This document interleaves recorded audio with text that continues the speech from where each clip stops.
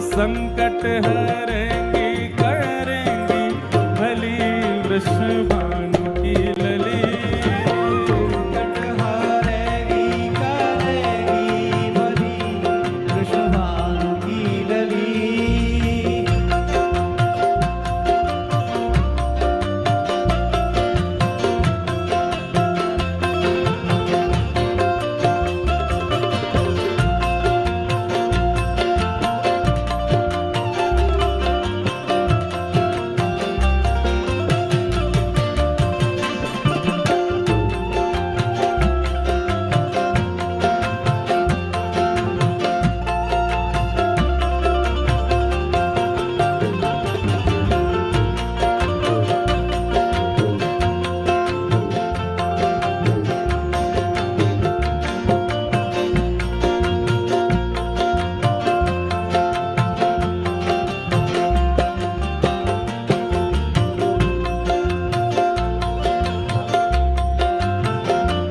सब लोग विराजमान है जाओ अपने अपने स्थान पे। वाह, खूब आनंद और उत्साह के साथ आज प्यारे गिरधर लाल जी को 5 दिवसीय व्याहुला महोत्सव प्रारंभ हैरो है। बरसानो धाम सौभाग्य से प्राप्त, और वहाँ में भी ये व्रजमंडल की पावन पवित्र माताजी गौशाला या के प्रांगण में हम आप सब बैठे हैं। परम पूजनीय प्रातस्मरणीय परम वंदनीय श्री रमेश बाबा महाराज को आशीष हमको अभी प्राप्त भयो, सब संतन को आशीष प्राप्त भयो। परंतु हमारे लाला प्यारे गिरधर लाल जी के पक्ष से जो हम आप सबके सबसे आगे चल रहे हैं बारात में, उनको अभी आगमन भयो है। परम पूजनीय जी को आज सूरत प्रस्थान करना है और स्वास्थ्य की दृष्टि से कहीं उपस्थित भी होना था चिकित्सा के लिए, लेकिन लाला को ब्याह है। सो ठाकुर जी ने कही कि बाबा ब्याह मेरो है, नेक आप अपनो आशीष दे के चले जाओ ताकि निर्विघ्नता से ब्याह संपन्न हो जाए। वैसे तो ठाकुर जी के ब्याह में कोई विघ्न आ नहीं सके, लेकिन कभी कभी परशुराम जी आ जाए ब्याह में, तो पहले ही हमारे राघव जी को ब्याह हो तो वशिष्ठ मुनि कहें, लेकिन हमारे ठाकुर जी को ब्याह है या हमारे श्री गर्गाचार्य जी के रूप में पूज्य महाराज जी पधारे हैं। तो महाराज जी के युगल पाद चरणन में प्रार्थना। अभी कथा को प्रारंभ भयो नहीं है और कोई ऐसी नहीं कि कोई रस धारा यहाँ विघ्न हो, बल्कि आपके आशीर्वाद से और आनंद बढ़ेगो। महाराज जी आज निकुंज भाव सो अष्ट सखीन के प्रादुर्भाव और श्री जी के प्राकट्य की कथा है, और फिर यहाँ संध्या में कथा के संग ही फिर ढाणिन लीला है। तो वर्षों से हमारे बरसाना में जो ढाणिन को वेश धारण करके श्री जी भवन में जावे, वही ढाणिन लीला करवे अभी यहाँ उपस्थित वो ढाणिन आएंगे और सब ढाणिन लीला को क्रम यहाँ होएगो। कल ठाकुर जी की सगाई की बात चलेगी। सरसकुंज वाले महाराज जी समधी बने हैं, वहीं से श्री जी को आगमन है रोए, और परसों लाल जी की सगाई होएगी। वाक्य अगले दिन 14 तारीख को ठाकुर जी की मधुर बारात पूरे बरसाना में ठाकुर जी आनंद करते भय यहाँ पधारेंगे। लगभग अनुमान ऐसा है कि कम से कम 3 से 4 किलोमीटर लंबी बारात सज रही है ठाकुर जी की। तो सब भाव हैं। और 15 तारीख को विश्राम वाले दिन ज्योनार है, ठाकुर जी के सुंदर महल रंग महल में प्रवेश होएगो। सबन की भोजन प्रसादी की सब उत्तम व्यवस्था, सब जैसे तैसे सब गैया मैया की कृपा से है रही है। महाराज जी को आशीर्वाद हम सब ग्रहण कर लें, वाक्य बाद फिर आज की रस चर्चा में प्रवेश करेंगे। सब लोग शांति बनाए करके बैठें, और जितने लोग बाहर खड़े, हमारी प्रार्थना आगे बैठवे की होड़ में मत रहो, पीछे जहां जगह मिले वहां विराजमान है जाओ। जय जय श्री कृष्ण।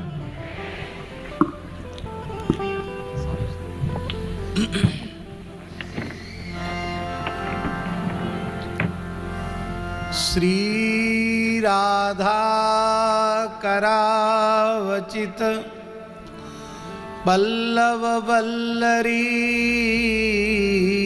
के राधा पदांक विलसन मधुर स्थली के राधा यशो मुखर मत खगावली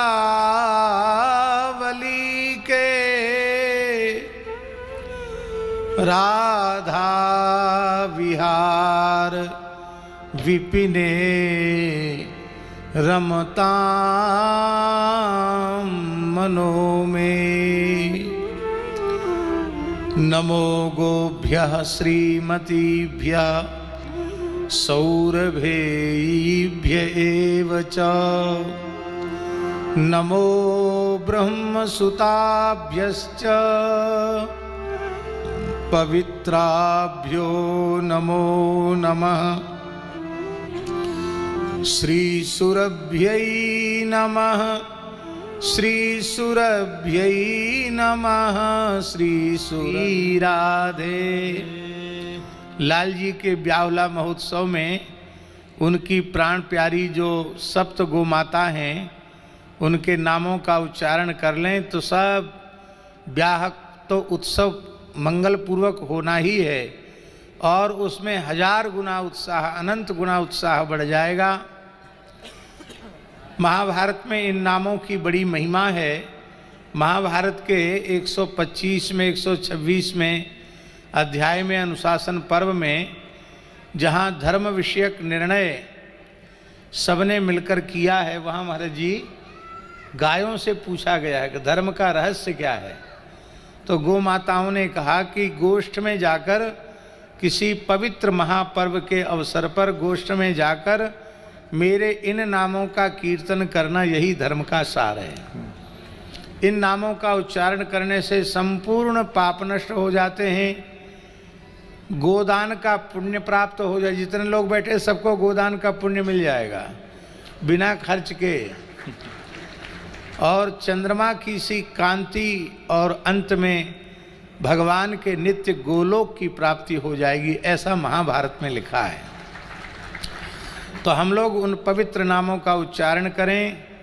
श्री बहुलायै नमः, श्री बहुलायै नमः, श्री समंगायै नमः, श्री समंगायै नमः, श्री अकुतो भयायै नमः, श्री अकुतो भयायै नमः, श्री क्षेमायै नमः, श्री क्षेमायै नमः, श्री सख्यायै नमः, श्री सख्यायै नमः, श्री भूयस्यै नमः, श्री भूयस्यै नमः, श्री सर्वसहायै नमः, श्री सर्वसहायै नमः, श्री सुरभ्यै नमः, श्री सुरभ्यै नमः।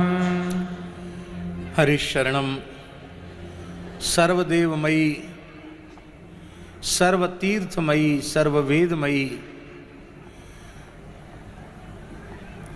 पूज्या गोमाता एवं उनके पवित्र वंश को प्रणाम करते हुए माताजी गौशाला की पवित्र गोरज अपने मस्तक पर धारण करते हुए पूज्य श्री बाबा महाराज के युगल चरणों में सादर दंडवत प्रणाम निवेदन करते हुए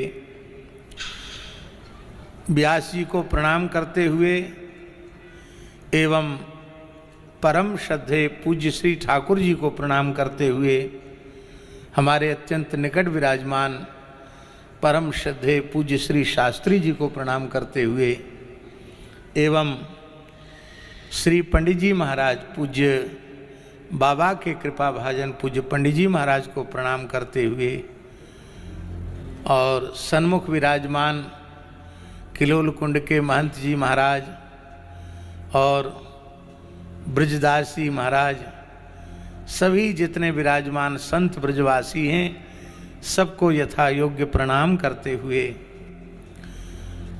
आज गिरधर लाल जी बहुत प्रसन्न हैं। उनकी प्रसन्नता का हेतु ये है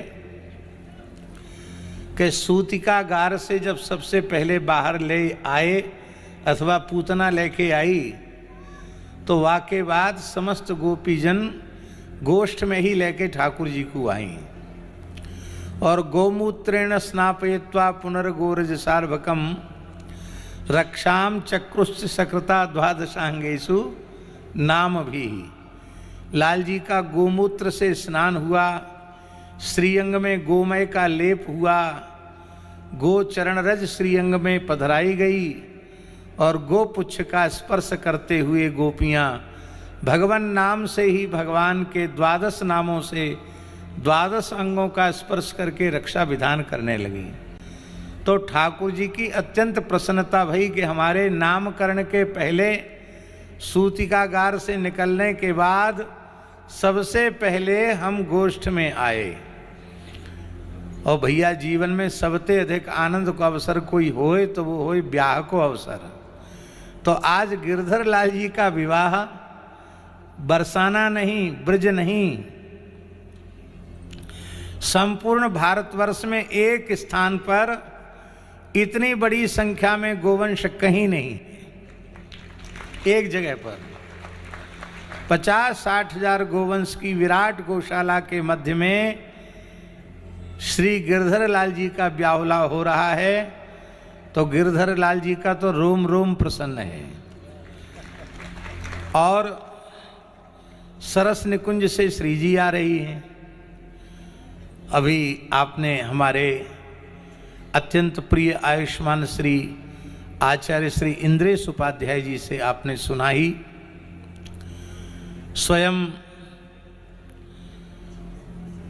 श्री जी कृपा करके सरस कुंज से पधार रही हैं। तो अर्चक लाड़ लड़ाने वाले का ब्याह हुआ है तो भैया अर्च्य का भी विवाह तो होना ही चाहिए। तो श्री गिरधर लाल जी का विवाहोत्सव बड़े समारोह पूर्व, एक तो बरसाना में हो रहा है जो उनकी सनातन ससुराल है। ठाकुर जी सनातन ससुराल तो बरसाने में ही है। तो जो सनातन ब्याह स्थल है वहाँ हो रहा है। और अधिक प्रसन्नता की बात है कि माताजी गौशाला के भीतर यह दिव्य श्री गिरधर लाल जी का ब्याहुला महोत्सव हो रहा है। क्या करें, हमारी मानसिक उपस्थिति पूरे उत्सव में रहेगी, लेकिन आनंद तो ऐसा है कि पूरे समय रह करके इस उत्सव का दर्शन करना चाहिए। निकलने में भी थोड़ा विलंब हुआ और रास्ते में आज जाम भी खूब था। बरसाने में भी आज खूब जाम था। बरसाने में भी काफ़ी यहाँ तक पहुँचने में समय लगा। और अभी भाग दौड़ के कैसे भी एयरपोर्ट पहुँचना है तो ऐसी द्विचित अवस्था है। नहीं तो थोड़ी देर हम और बैठते। बस एक मलुकदास जी की वाणी का एक अंश है, एक साखी है, उसके माध्यम से गिरधर लाल जी को ब्याहुला की आशीष दे करके हम अनुमति चाहेंगे। श्री ब्रजदास जी महाराज, श्री मलुकदास जी ने भी राधा कृष्ण का ब्याहुला लिखा है, उनकी वाणी में भी ब्याहुला है। और एक विशेष बात है कि श्री मलुकदास जी के ब्याहुले से ही एक केस खारिज हुआ। हाँ, हमारे श्री गोपाल प्रभु का पहला रस महोत्सव था, विवाह महोत्सव था जोधपुर में श्री राधा कृष्ण जी के यहाँ। आप भी, ठाकुर जी भी पधारे थे। तो उसमें कुछ लोगों ने न्यायालय में कह दिया कि पूष महीना में विवाह हो रहा है और राधा जी के साथ तो विवाह हुआ ही नहीं। अब बड़ी समस्या हो, कहीं स्टे ना आ जाए, इतना बड़ा उत्सव का सब